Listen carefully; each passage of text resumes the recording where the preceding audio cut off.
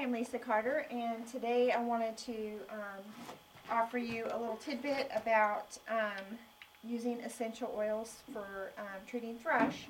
And today I am going to do a little short soak with this mare using tea tree oil or melaleuca oil and Thieves. And you can use them individually or you can use them together just depending on what effect that you want.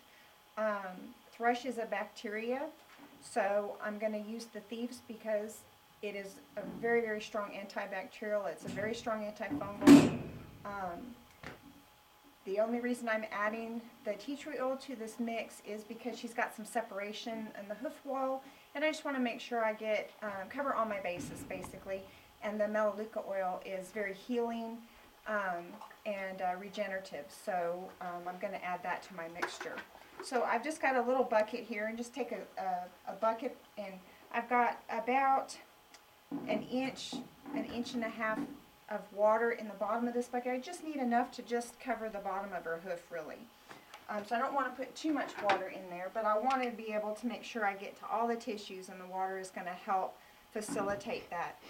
You can use these oils just straight on the hoof if you want to put them in the crevices in the frog. You can use them straight, it's not a problem, but because we're dealing with the separation in this foot, I want to make sure I get into all of the tissues, so I'm soaking in this case. So I'm just going to put 10 drops each, about 10 drops of Thieves, and I'm going to use 10 drops of melaleuca oil.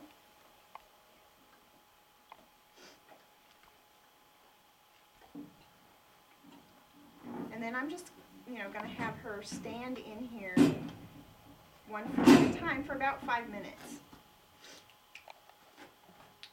I'm just going to mix that up.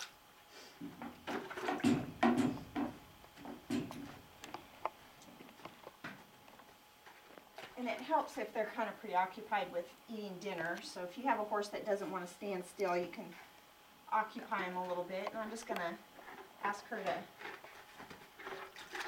step her foot down. I'm just going to place it for her wherever it's comfortable. There. And just let her stand there for a minute. Don't back up, honey. And I'll just let that sit for about 5 minutes while she's eating. And I want to do each foot that has a problem. Typically, if they have thrush, they're going to have it in all 4 feet. So just to cover your bases, it's not going to hurt anything to soak each foot.